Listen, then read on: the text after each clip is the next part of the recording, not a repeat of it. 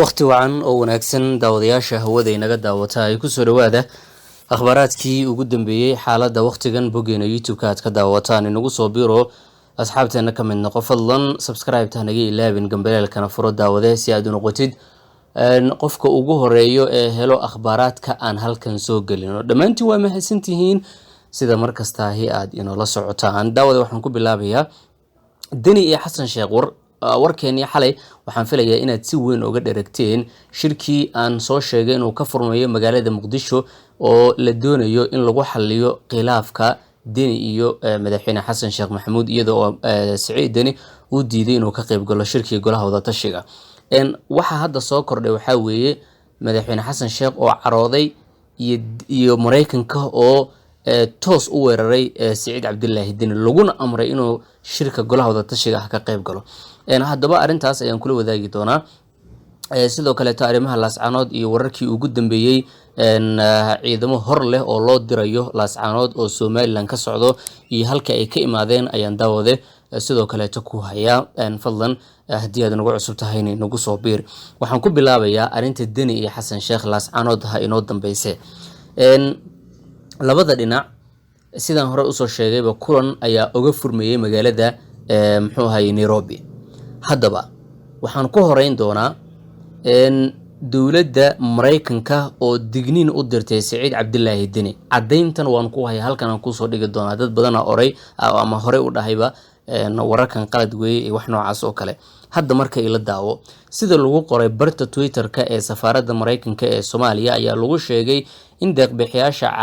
caalamiga ah oo maanta la kulmay madaxweynaha Puntland Saciid Deni ay u cadeeyeen inay muhiim tahay in Puntland ay xaadirto shirarka golaha wada tashiga qaran si ay halkaas ugu gudbiso aragtiyadeeda ay uga qayb qaadanayso dadaalada miradhalka ah ee loogu jiro dawlad dhiska Soomaaliya warkan ayaa yimid kadib markii madaxweyne Deni oo tabasho uu qabay darteed uga baaqday shirkii golaha wada tashiga qaran ee toddobaadkii hore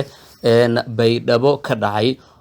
uu safar ugu baxay Nairobi halkaas oo la sheegay inuu beesha caalamka ugu gudbinayay mowqifkiisa ka maqnaanshaha shirkaas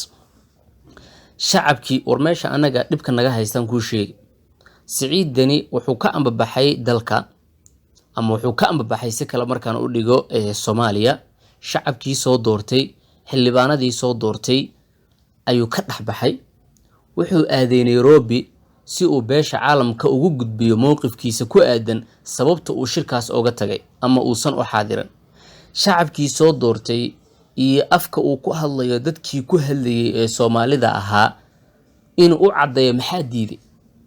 oo uu ula aaday dad kale oo beesha caalamka ah war xitaa dadka madaxweyne Xasan Sheekh ka soo horjeedo ee aan rabin muxuu ahaayay hoggaankiisa waa in ay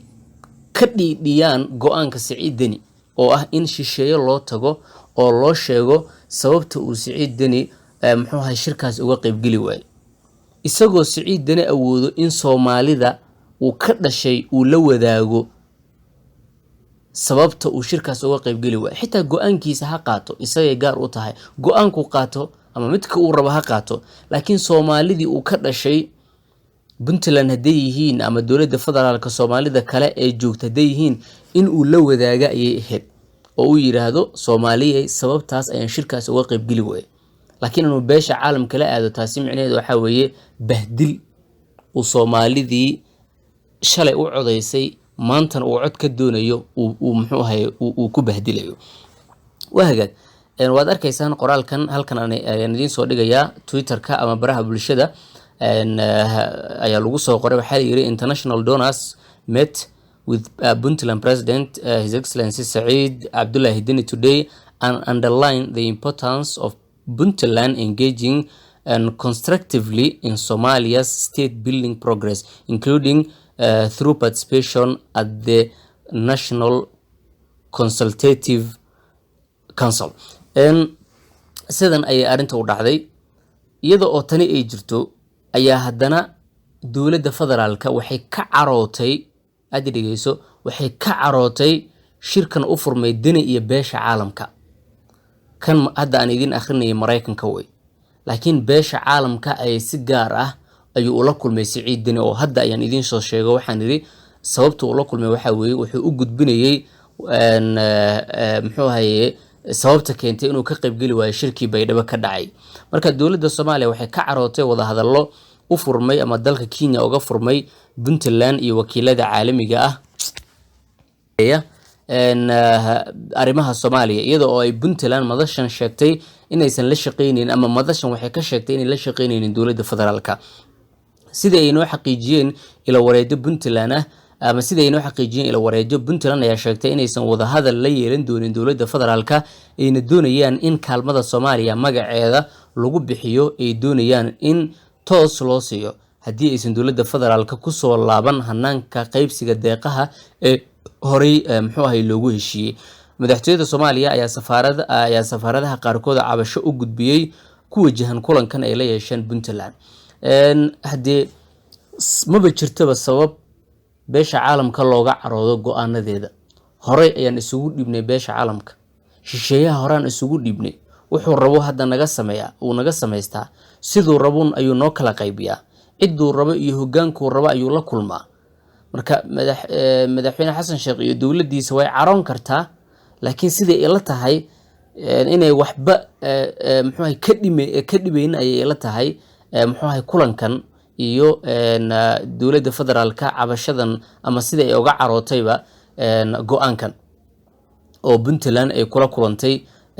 wakiilada caalamiga ah. waayo wakiilada caalamiga ah waxay rabaan in nagu sameeyaan, marka in laga caroodo sax weeye. in Puntland loogu yeero Nairobi ama Saciidina loogu yeero Nairobi oo la yiraahdo maxaad shirka uga qayb gali waysay qalad weeye, oo si gaar ah isaga arintaas loogala hadlo oo la weyneeyo oo la bombooniyo oo la exaggerate gareeyo, qalad weeye. beesha caalamka qalad ay ku tahay, laakiin su'aashu waxa weeye dowladda Soomaaliya arintaas way ka carootee maxay ku soo kordhin kartaa? u malayn maayo inuu jiro waxay ku soo kordhin karto. laakiin haddaba intaas ayaan daawada uga baxayaa arintaas. waxaan doonayaa markan inaan u gudbo laascaanood iyo wararkii ugu dambeeyay. daawadayaal Somaliland ayaa laascaanood u dirtay ciidamo cusub oo la qoray 40kii maalin ee la soo dhaafay. ciidankan habbeeleed ahaan ayaa loo qoray, kuwaas oo habka beelaha maxay lagu qaybiyay. sidaas oo kale 300 oo askari oo la qoray maalmihii la soo dhaafay ayaana iyana muxuu ahaye lagu diyaarinaya. ciidankan ayaa ka qayb qaadanaya dagaal ay qorsheynayso Somaliland ayna doonayso inay ku qabsato magaalada Laascaanood. waxaa jirta war aan idinla wadaagay maalin ka hor aan iri isniinta ama talaadada labadaas maalin ayuu qorshahoodu yahay Somaliland inay weerar ku soo qaadaan Laascaanood oo ay qabsadaan. haddii u suurta gasho iyo haddii u isbedelo go'aankaas akhbaraadkeena kale ayaan idinkugu soo gudbin doonaa sidii caadi inoo ahaydba. laakiin ciidankaas oo 40kii maalin ee la soo dhaafay ay qoraysay oo 300 ah ay hadda u diraysaa Laascaanood. guddiga arrimaha dagaalka Laascaanood ayaa qorsheeyay in la qoro ciidan dhan 5,000 oo askari oo degdeg ah. 300 hadda la qoray oo loo diraya magaalada Laascaanood. laakiin waxaa su'aasha isweydiinta mudana waxay tahay dagaal aad u culus in ciidamo cusub oo hadda la qoray in laga qayb geliyo waxa ay soo kordhinayaan kulli ma garan karo. dadka amniga iyo arrimaha dagaalka markaad weydiiso waxay leeyihiin wax badan ma soo kordhinayaan. wahagaag geesta kale golaha wakiilada Somaliland ayaa sababaha colaadda Laascaanood ku sifeeyay kororka dhalinyarada gobolada SSC. waxay ku baaqeen in la garab istaago ciidamada Somaliland lana kordhiyo tirada ciidamada, xuquuq iyo dhiirigelin loo sameeyo.